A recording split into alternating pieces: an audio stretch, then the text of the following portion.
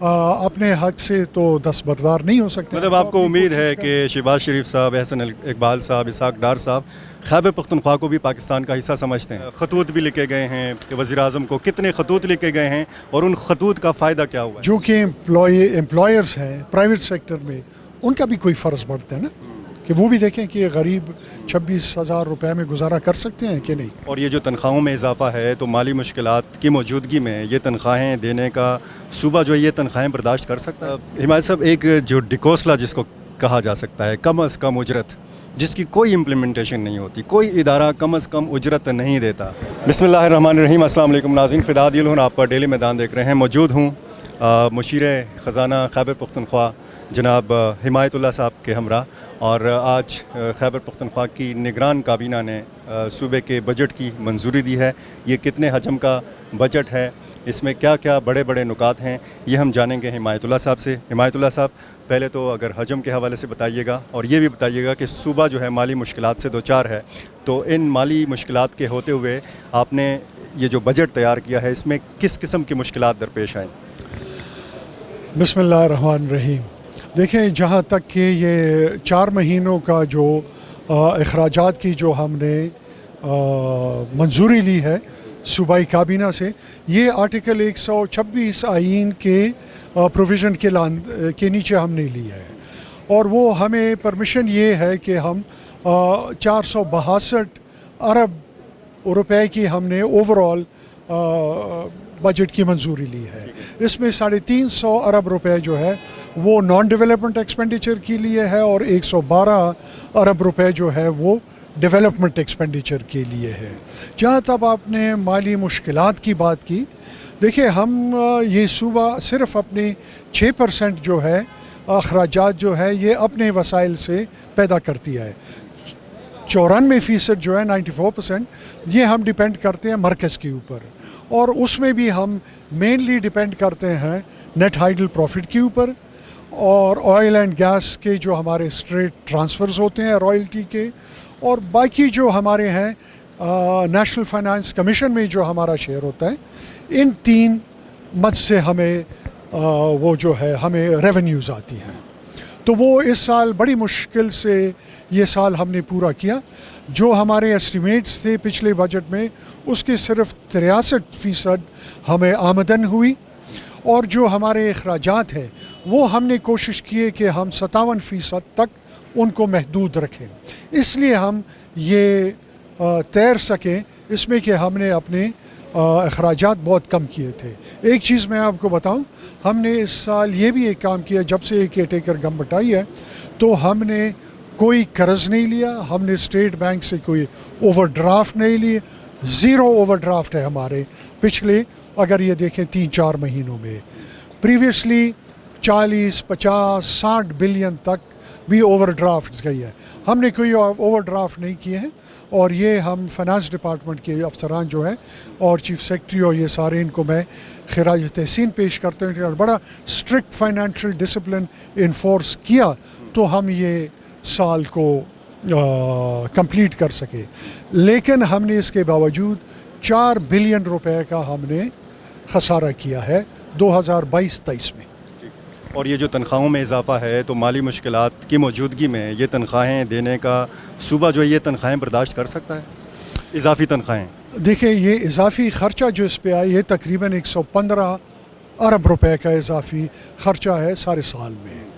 لیکن ہمارے پاس کیا آپشن، ایک یہ آپشن تھی کہ سارا پاکستان اپنے ملازمین کو 30 اور 35% کی انکریز دیں اور پختونخوا نہ دیں، تو یہ بھی تو ایک بہت نامناسب بات ہے.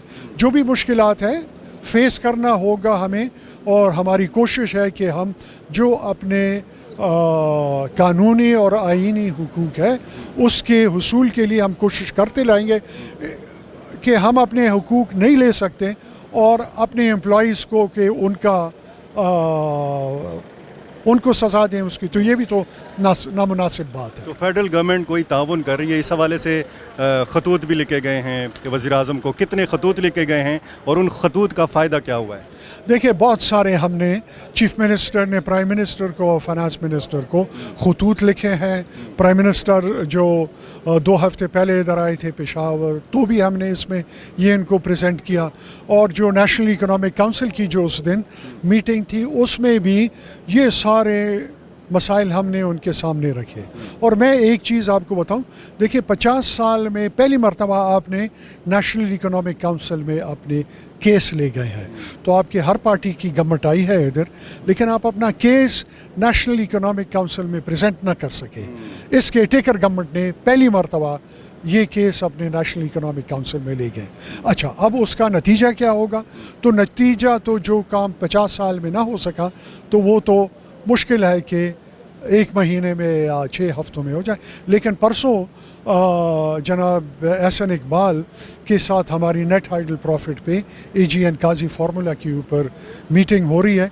देखें क्या उसमें से निकलता है, लेकिन मैं तो पूरी उम्मीद हूँ, और अपने हक से तो दस्तबरदार नहीं हो सकते। मतलब आपको उम्मीद है कि शहबाज शरीफ साहब, एहसन इकबाल साहब, इसहाक डार साहब खैबर पख्तूनख्वा को भी पाकिस्तान का हिस्सा समझते हैं? बिल्कुल समझते हैं। अच्छा देखिए, मैं आपको एक बात बताऊं, आपके नेट हाइडल प्रॉफिट जो है 1991 में जो AGN काजी फार्मूला जब आपका अप्रूव हुआ तो नवाज शरीफ की गवर्नमेंट थी।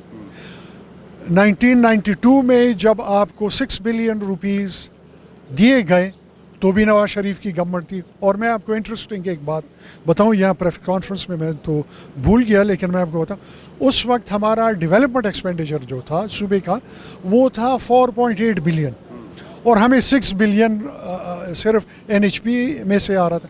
तो हमारी सारी डेवलपमेंट बजट NHP फंड कर रहा था, और टोटल बजट जो हमारा था वो 14 अरब का था। तो 45% जो जितने हमारा अखराजात था वो तो एक हेड में NHP में वो था। फिर 2016-17 में जब आपका ये नेट हाइडल प्रॉफिट 300% ज़्यादा हुआ, 6 अरब से 20 अरब पे गया, तो भी नवाज शरीफ की गवर्नमेंट थी। PMLN की शायद खाकान अब्बासी था उस वक्त प्राइम मिनिस्टर, लेकिन गवर्नमेंट तो PMLN की थी। तो उम्मीद तो हमारी है कि ये शुरू भी उन्होंने किया था, इंक्रीज़ भी उन्होंने किया। तो अब परसों तो मैं उनको यही बात करूँगा कि आपने ये सारा किया तो आप करें, इसको फर्दर इंक्रीज़ करें। हिमायत साहब, एक जो डिकोसला जिसको कहा जा सकता है, कम अज़ कम उजरत, जिसकी कोई इम्प्लीमेंटेशन नहीं होती, कोई इदारा कम अज़ कम उजरत नहीं देता, तो निगरान हुकूमत ने इस हवाले से नहीं सोचा कि कम अज़ कम ये काम तो करते जाएं कि अब जो आपने 26,000 से बढ़ाकर 32,000 रुपये कर दिया है, तो इस पर अमल दरामद कैसे होगा? देखिए, जितने पब्लिक सेक्टर या गवर्नमेंट के ऑर्गेनाइजेशंस हैं वो उन्होंने तो लाजमी इसको इम्प्लीमेंट करना है।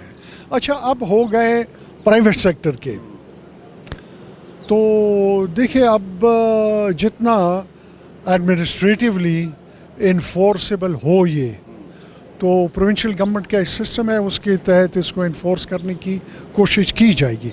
लेकिन जो कि एम्प्लॉयर्स हैं प्राइवेट सेक्टर में, उनका भी कोई फ़र्ज़ बढ़ता है ना, कि वो भी देखें कि गरीब 26,000 रुपये में गुजारा कर सकते हैं कि नहीं। तो 32,000 का ये इनके, तो मेरी तो उम्मीद यही है कि जितने भी प्राइवेट सेक्टर के ऑर्गेनाइजेशंस होंगे वो इसको फॉलो करेंगे। बहुत शुक्रिया जी, बहुत शुक्रिया।